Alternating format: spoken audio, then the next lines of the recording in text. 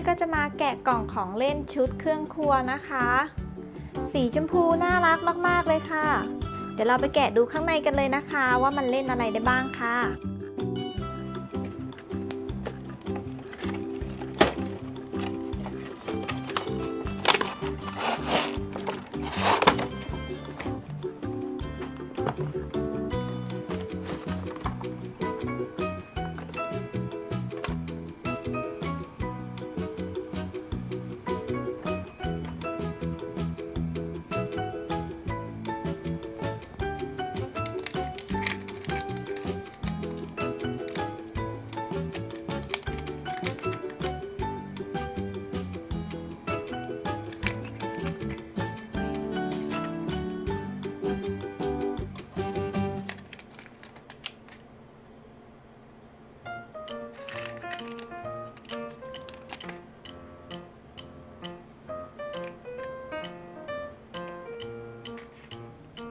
เรามาดูตัวตู้เย็นกันก่อนเลยนะคะ มันจะแบ่งเป็น2ส่วนนะคะก็คือส่วนของตู้เย็นแล้วก็ส่วนของเตานะคะข้างหลังนี่ก็จะเป็นกระดาษนะคะ2อันเลย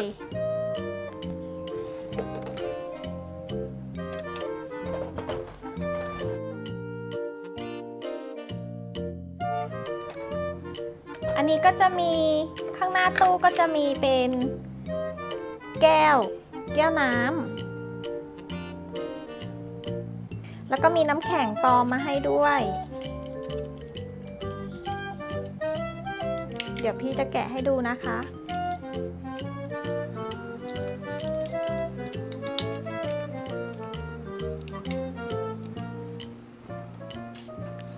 นี่ค่ะอันนี้เป็นน้ำแข็งค่ะ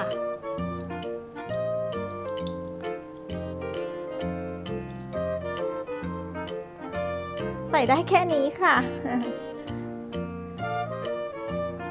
ข้างหน้าตู้เย็นก็จะมีที่กดน้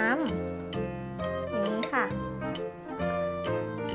เราก็จะมาเปิดดูข้างในกันนะคะ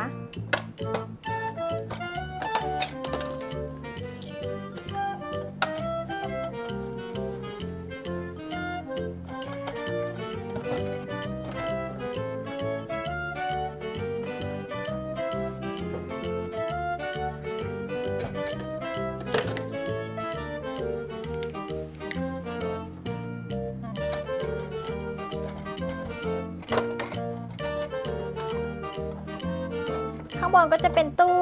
เหมือนกันค่ะตู้เก็บของในส่วนของตู้เย็นจะมีแค่ช่วงนี้นะคะแล้วก็ส่วนข้างบนตรงนี้จะเป็นเคาน์เตอร์เก็บของนะพวกความจานอะไรอย่างนี้นะคะไว้เก็บหม้อข้างล่างก็มีชั้นอีก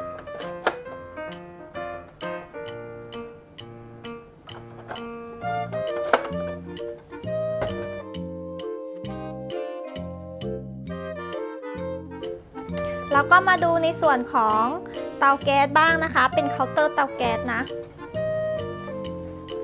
ดูข้างบนก่อนนะคะข้างบนก็จะเป็นชั้นเอาไว้วางเครื่องปรุงต่างๆนะคะนี่แล้วก็ตัวส่วนตรงนี้ก็จะเป็นเตาแก๊สค่ะมันก็จะมีตัวหมุนเปิดปิดแก๊สได้ด้วยเอาไว้วางหม้อกับวางกระทะนะคะข้างล่างก็เป็นเตาอบนะมีกระจกด้วยค่ะไม่ใช่เป็นกระจกจริงนะคะมันเป็นพลาสติกใสๆค่ะสามารถมองเห็นข้างในด้วยนะคะข้างล่างไปอีกนะคะก็จะเป็นชั้นเอาไว้ใส่ของเหมือนกัน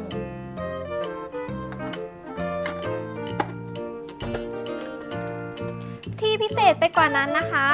ตัวเตาแก๊สนะคะมันจะมีเสียงด้วยนะที่ขอดูก่อนนะคะว่ามันเปิดยังไงตรงนี้จะเป็นที่ใส่ถ่านค่ะต้องไขควงเอาไขควงมาไขน็อตออกแล้วก็เอาถ่านใส่ลงไปนะ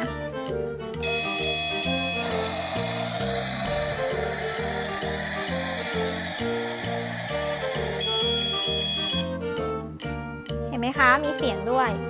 ก็คือมันจะมีตัวเปิดอยู่ก็คือตรงนี้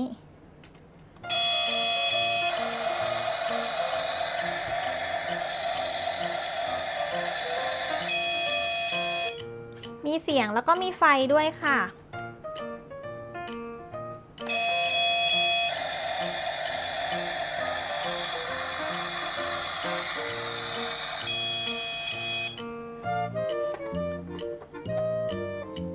ใช้กดเอานะคะ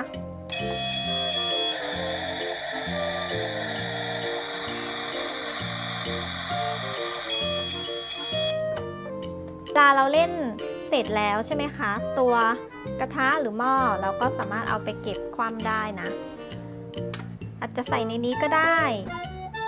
คว่ำไว้ในนี้ก็ได้แต่ว่ามันใส่ไม่ได้เพราะว่ามันแบ่งเป็น4ช่องเราก็จะเอาไปคว่ำไว้ในนี้แทนละกันค่ะ